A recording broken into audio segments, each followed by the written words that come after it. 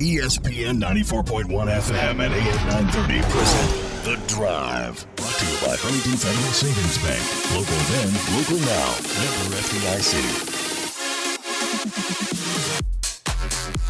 It is Thursday, December 17th. Your Drive begins now on ESPN 94.1 and AM 930. I'm your host, Paul Swann. You know the drill. You can be a part of the program anytime by calling the Miller Lite phone line, 877-420-TALK. That's 877-420-8255. Miller Lite, hold true, great taste, only 96 calories. It is the original light beer. We've got a lot to unpack with you. We're going to focus on basketball today. Yesterday also was early signing period. We have a chance to hear from Doc Holliday, get his thoughts on the signing period itself. Won't talk too specifically about many of the players. And, of course, part of that reason is, well, every kid Marshall is high on. Marshall likes all their kids that they bring in. Still unproven. We won't know anything until they actually report or on campus in a game. You know the drill. But still, recruiting was sort of a challenge, so we're going to hear from Doc Holliday on that. And we've got this basketball game to unpack. Yesterday, I thought it was going to be a blowout.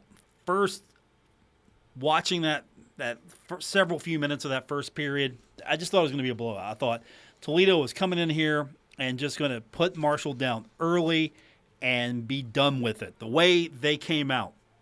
It's like a 12-2 run. It was like 14-4 at one point. And Marshall battles back. You don't almost tie that thing at halftime. And, yeah, there were some breakdowns, sure. And Coach D'Antoni said that they came out flat. We're going to hear from him later on. And you got to listen to your coach on that. The players came out. They pretty much were not happy with the way they performed. There wasn't any of this excuse making, and you haven't really heard that from any of the players. I know we talked about Rice a few weeks ago, and I don't think that guys like Tavion Kinsey, Jared West, Andrew Taylor, same side for the football, I don't think a lot of those guys just come out and decide, you know what, we're not going to play today, we're going to play flat. I think whatever happens, you just came out and you didn't play. You didn't have a good game plan. You didn't understand. You met an opponent that was better than you. That's completely possible here. Toledo has beaten Marshall several times now. This isn't a surprise. Toledo has done this to the Herd recently, and so you got some work to do. But in that game, I thought Jared did all right. Now, he's probably going to get some heat. A lot of it's going to bring on himself. You're going to hear that later on. But in that overtime, I mean, this team battles back, and Marshall ties it. We're going into overtime here. I mean, Tavion Kinsey makes that dunk. We even the score at 80 apiece here. You have that minute to go. Still an opportunity to win this thing. Still an opportunity to lose this thing. And it goes to overtime. And so you hope that in the overtime, Marshall's got it. Marshall fought back. Marshall worked hard, got it back. Overcame, here it is, going to beat this team in overtime. And would a louder crowd have helped? Would more energy in the building help? I don't know. But then Marion Jackson just goes off. 14 of the 16 points in overtime, Marion Jackson, he just went off. You know what he did for the game? It wasn't like he just continued doing what he was doing. He had 23 points. Majority of that came in the overtime. He did have 8 assists. He did have 6 turnovers. He had a block. He had 4 steals. But Marion Jackson, 7 of 21 shooting for the game. 3 of 11 from the three-point line. Hit all 6 of his free throws. And he got 7 boards in the game. But that's not a bad stat line, but you add the fact that 14 of those 23 points came in the overtime, and you're thinking he wasn't a factor until, he wasn't saving it. I don't think he was just deliberately saving it. it clicked for him. And we talked about yesterday how Toledo has a lot of players in double digits. They have 4 players in double digits. Milner Jr., Rollins, Jackson, the big names that were in double digits. And then you look at what Marshall did. Individually, Jansen Williams, 13 points, 5 blocks. We didn't really talk about him in the postgame yesterday. 5 of 8, 1 of 4 from the three-point line. He hit both his free throws. He had 3 boards, and he had 13 points. 5 blocks, huge for him. 13 points, 5 blocks, I'll take that. That's an okay performance for Jansen Williams. I'll take that. Jared West, really hard on himself yesterday. 5 of 18, 3 of 10 from the three-point line. He had 5 rebounds, 13 points, 6 assists. He had 4 turnovers. He had a couple steals. But he's out there 38 minutes. And then Tavion Kinsey, 20 points. He's playing with 4 fouls at one point. And for a lot of the game, you're thinking, don't foul out. Please don't foul out. And Tavion playing with 4 fouls, I thought 8 of 14 was all right. 1 of 4 from the three-point line. 3 of 4 from the free throw line. He had 7 rebounds. He had 6 assists. Had a steal. But he's playing with 4 fouls. Give him some credit. Killen had 9 points. Byers had 14. And let's talk about Michael Byers. I mean, he, for the most part, he was your offense in that first half. The majority of his points came in the first half. He was 3 of 8 for the game.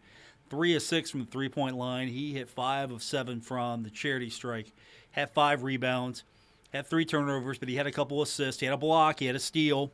And Michael Byers, I like to see more of that. But in that first half, he was keeping you in it for a while. You really didn't get much out of George, and that hurt. You get 2 points out of George. Gorin, you got 2 points out of. David Early got 2 points. Marco had 3.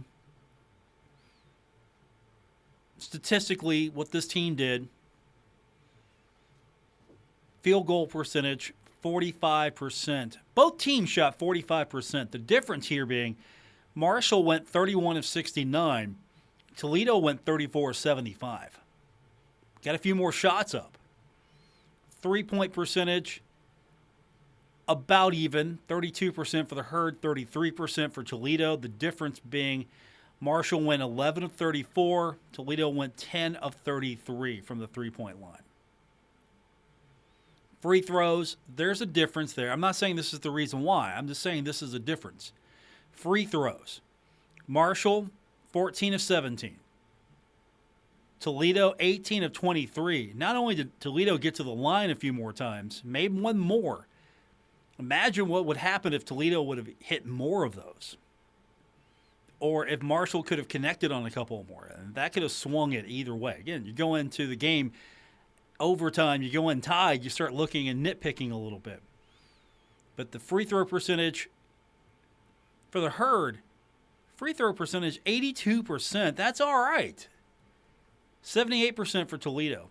And then you look at probably some of the key stats here. Marshall had 32 points in the paint. Toledo, 46. 46 points in the paint. Points off turnovers. Marshall got 14 points off turnovers. Toledo, 23 points off turnovers. How many turnovers did Toledo have? 15. How many points off turnovers? 23. Marshall, 18 turnovers. Could only manage 14 points off of Toledo turnovers. Well, that's a huge one right there. That's a big stat. Rebounding, the Rockets out-rebounded the Herd in this one, 48-37. As I mentioned, the rebounding situation, 8 boards for Andrew Taylor. He was your high man again. All those were defensive. 6 offensive boards for the Herd. Toledo had 14 offensive boards, 34 defensive. So Toledo did a better job on the glass. Blocks, that belongs to Marshall. 6-1 there. Check that. I'm sorry, I typed that wrong. That was 10. Let me not undersell here. 10. It was 6 steals. Marshall had 6 steals. Toledo had 10 steals. But Toledo only can manage 1 block. Marshall, 10 blocks. Jansen Williams, as I mentioned, 5 of them. Darius George had a couple. Killen had 2. Byers had 1. So that's a big one there. That's an important number. But, again, scoreboard's the one we look at the most.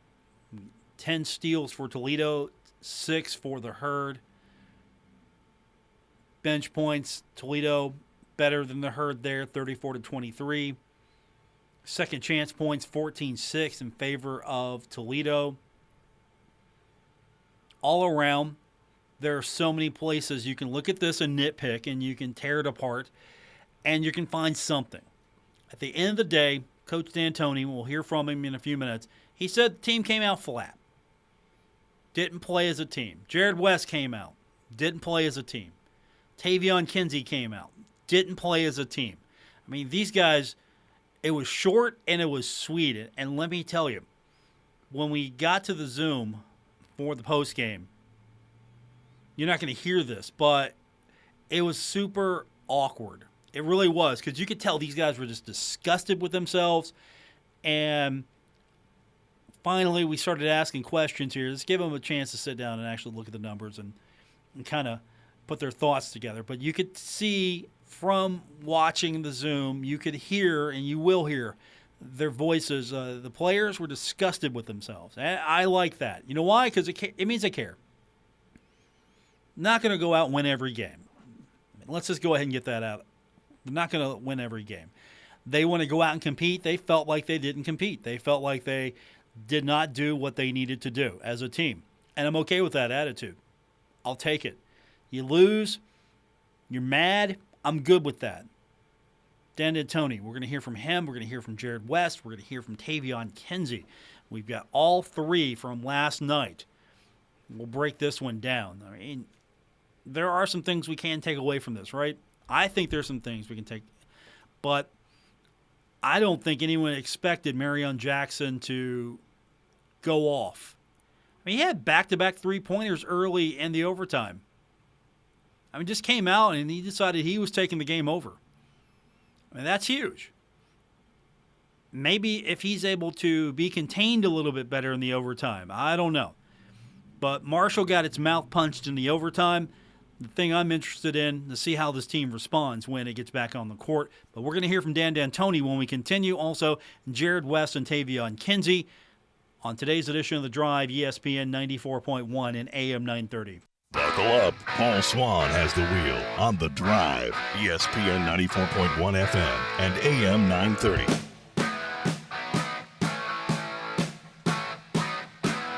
We're presented by Huntington Federal Savings Bank. Welcome back to the Thursday edition, The Drive on ESPN 94.1 and AM 930. Still to come, we're going to hear from Doc Holliday. We'll get his thoughts on the early signing day that happened yesterday. Tavion Kinsey, Jared West on deck. We're going to hear from Dan D'Antoni after the loss here in a moment. We've got a schedule update. I knew about this earlier. I couldn't say anything until it was official. Had to get the ink actually on the contract. But Marshall going to play Robert Morris. It's going to be Sunday, this upcoming Sunday, 2 p.m. at the Cam Henderson Center. So the Thundering Herd getting that replacement game instead of playing on a Saturday, playing on a Sunday, 2 p.m. I don't know what the ticket situation is going to be, so you're going to have to check with the ticket office, of course. Marshall going to bounce back, hopefully. At least that's what they're trying to do. Playing Robert Morris. And again, that's Sunday. That's going to be 2 o'clock. We go on the air 1 o'clock right here on Sunday, ESPN 94.1 and AM 930. So the Herd has a game now to get back and try to bounce back. If you're a basketball player, you don't want to linger on a loss too much. You want to get back at it and play. You're going to hear that from Tavion Kinsey in a few minutes. But first up, Dan D'Antoni talking to the media last night. I just asked him flat out, what was the difference in this one, Coach? Oh, we first of all came out flat. And, sometimes winning 4 in a row teaches you a lesson of humility sometimes. And I thought we were real pumped up. I think some of the Ohio players might have said some things for the game. We got all jacked up. Toledo didn't, and we didn't come. We didn't realize, they're the silent killers. So it took us a little while to get going.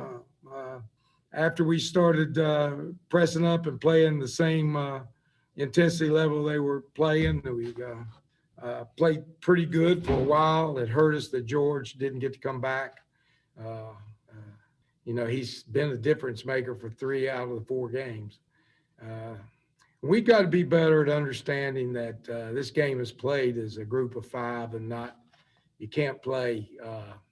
You can't have your own game going on inside a group of 5. It's got to make sure it gels with everything. They did a great job of coming in hard off the wings to defend the paint on penetrations, and we didn't really do a good job of maybe being a little bit more patient and moving the ball just a little bit, making that gap, making them drop in, then moving the ball.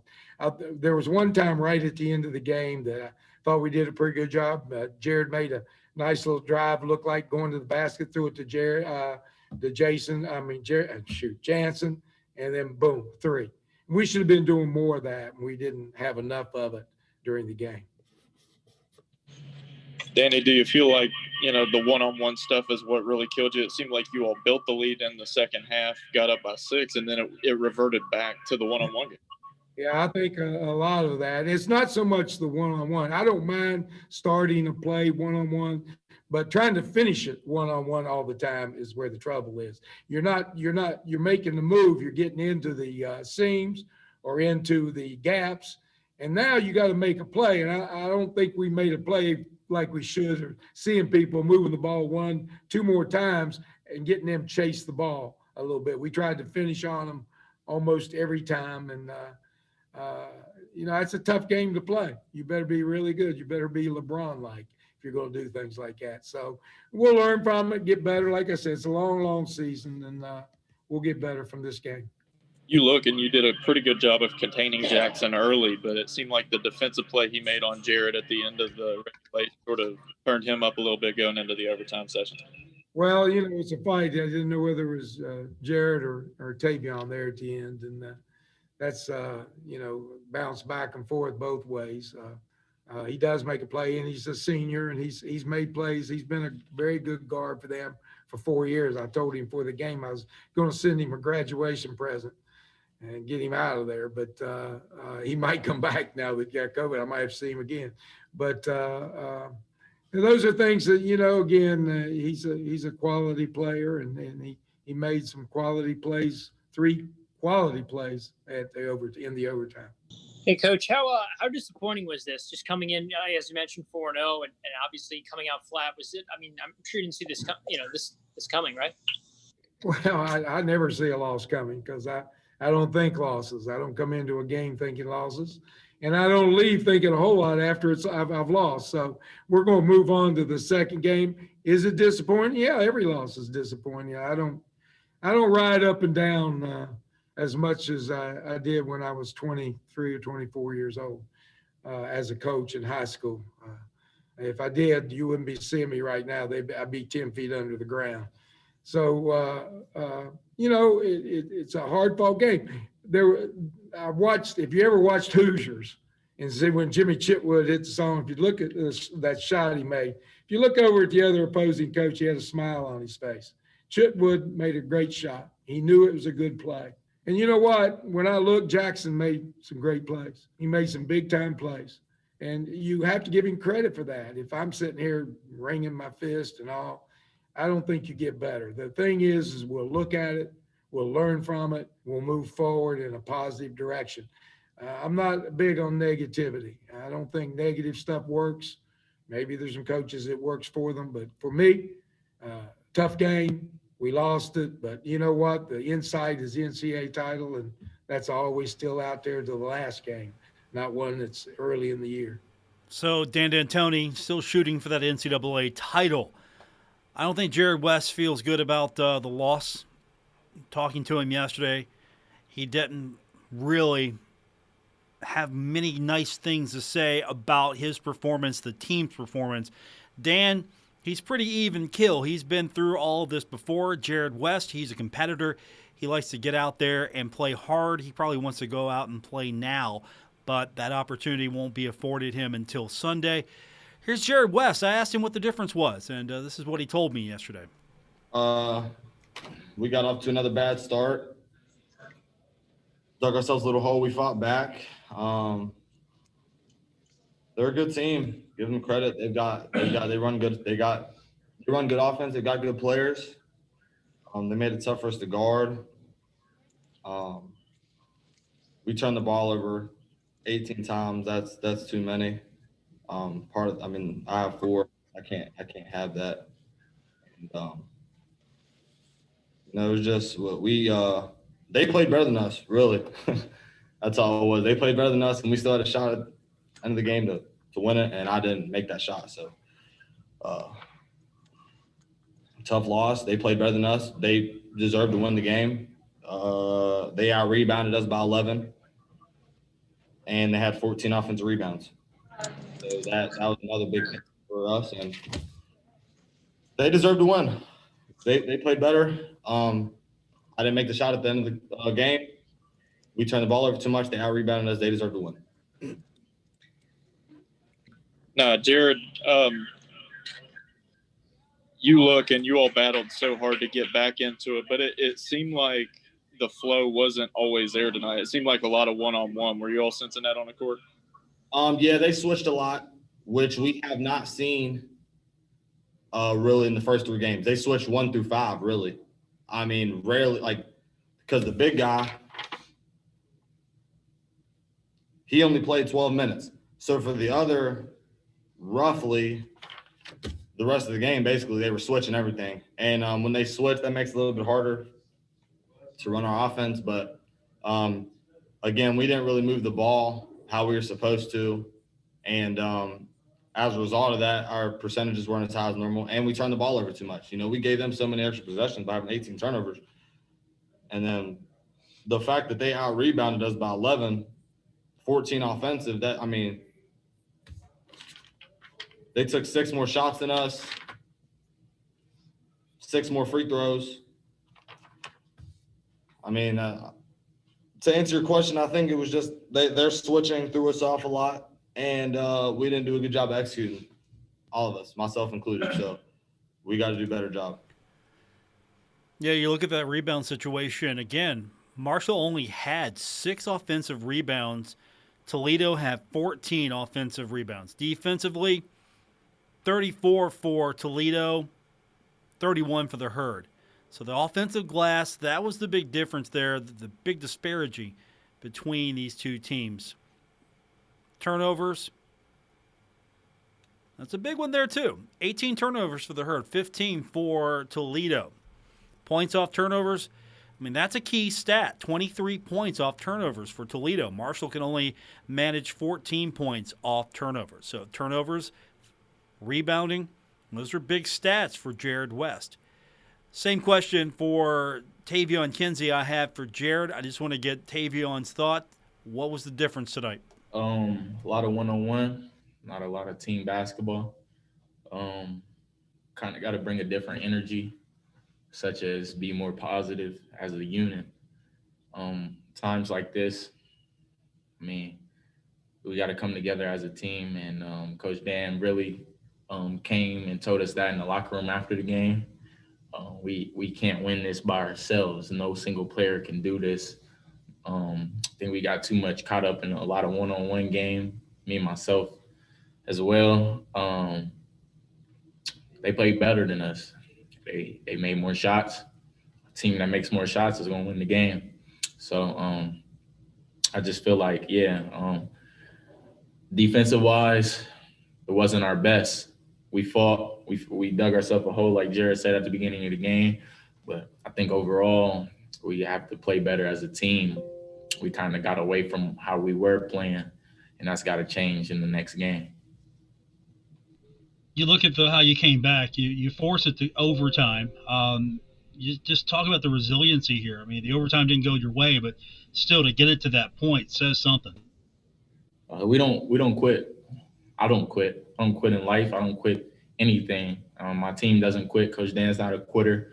Nobody's just going to allow them to win. We're not just going to give them the win. So we're going to fight back, and that's exactly what we did. We got to overtime, and they just played better in overtime than we did.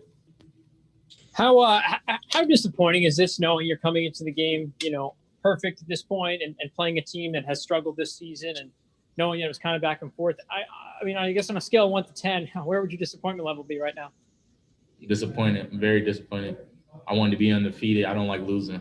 I hate losing. Like, it hurts to the point where, like, it kills me inside. Like, I want to go and put up shots right now and get back in the gym right now. I want to play them again. I don't like losing. So for them to ruin our perfect season, our dreams of a perfect season, I'm not losing anymore. My team's not losing. We're not losing anymore. And I know that's a bold statement, but I think that's how we got to carry ourselves. And, it just things happen, nobody's perfect. No team is perfect, but you could be close, and we need to work to be at that level. So I think we're just going to take this one. We got to take it. You got to eat it on the chin. We're going to watch film tomorrow on it, see what we did wrong, correct our wrongs, and move on. Moving on to Sunday, 2 p.m., Cam Henderson Center, as Tavion gets his wish. Didn't get to go out and play right away, but Sunday still a lot sooner than expected, taking on Robert Morris. Again, that's going to be a 2 o'clock tip. We'll have it for you 1 o'clock on Sunday right here on ESPN 94.1 and AM 930. When we continue, Doc Holliday, early signing day yesterday. We'll get Doc's thoughts on the process, not so much specifics into all of the players that they signed, but we'll get Doc's comments on the process itself. He's pretty candid. There's going to be some mistakes made across the country because of the recruiting process being what it is compared to what it has been. We'll talk about it when we continue with today's edition of The Drive on ESPN 94.1 and AM 930. Never miss a moment of The Drive with Paul Swann. Subscribe on Apple Podcasts, Spotify, or wherever you get your podcasts. Make sure if you get that podcast on Apple Podcasts, hit that 5-star. Is that what the kids say? Hit that 5-star. 5-star reviews. Make it happen for me. Paul Swann, your host, The Drive, ESPN 94.1 and AM 930. Doc Holliday yesterday spent a few minutes with us to talk about early signing day. Completely different how recruiting has happened over the last few months. We're going to get into that with Doc. One of the interesting stories from the early signees, Tyreek Bell. This young man, I think, is going to bring leadership to this team. Graduated in 2014, enlisted in the Marine Corps. He served in 3 different infantry battalions over the next 4 years, including deployments in China and Korea.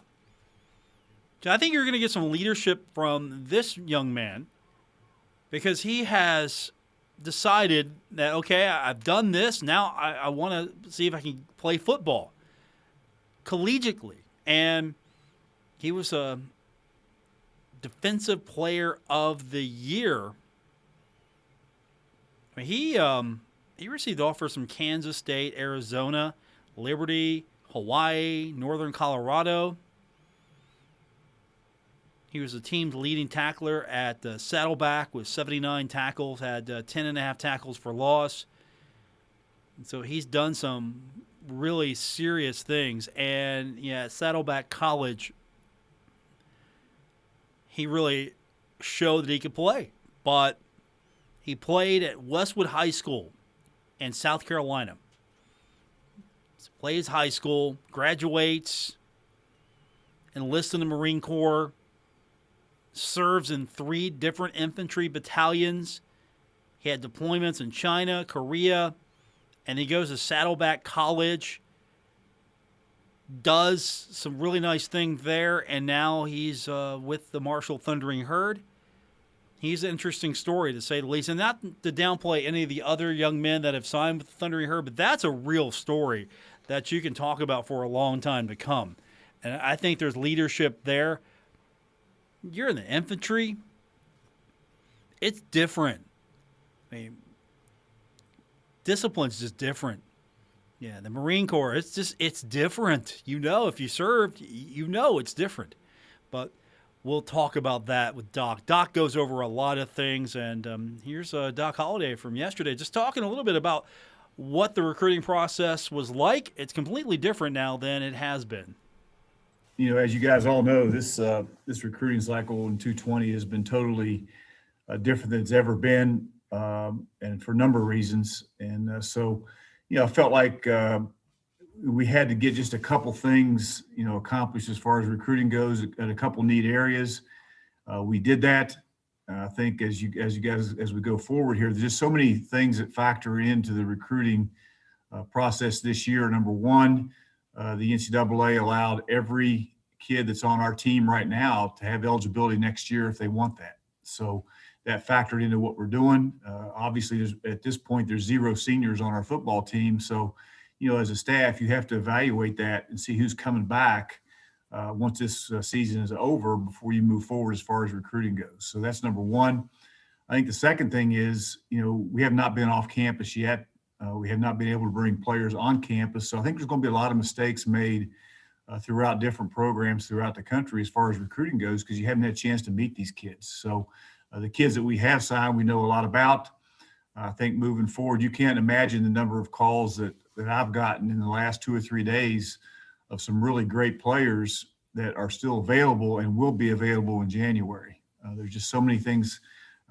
Great players are going to be out there once this early signing period is over, and we have positioned ourselves once we find out what our roster is and going to be for next year to move forward. So that being said, there's a lot of things that factored into this year. We're excited about the guys that we did sign. We're excited about the kids we have on campus that are going to have the opportunity to return to this football team next year.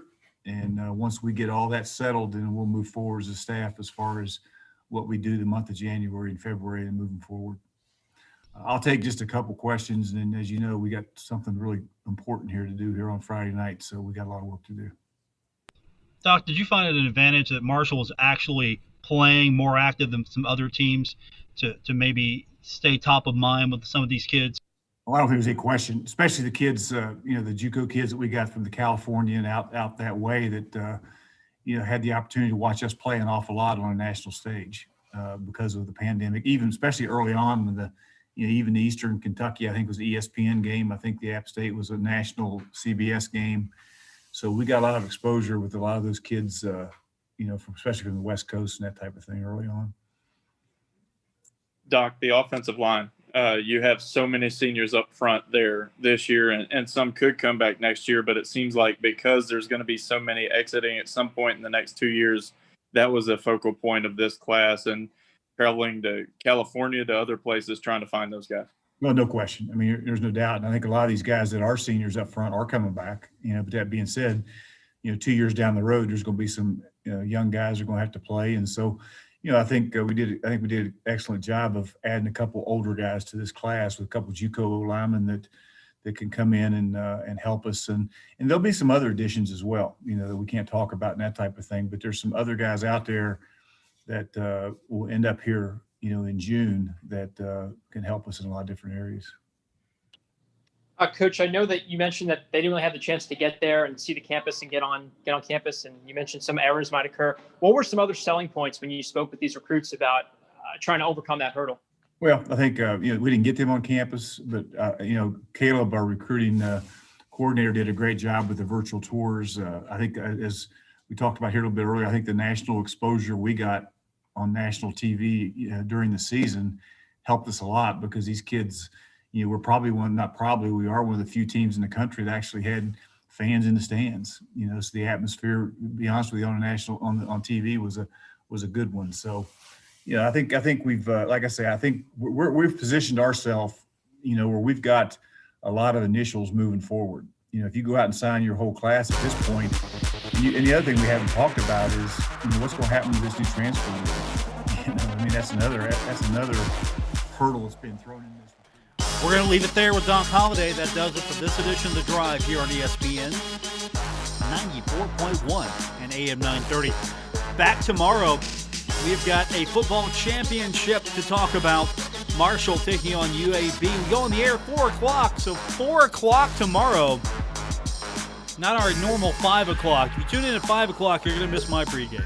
Or if you tune in at 5 o'clock and don't tune in at 4, you're still going to get the broadcast. So either way, tune in at 4. That's going to do it for this edition. Thanks for tuning in. Back tomorrow here on ESPN 94.1 and AM 930.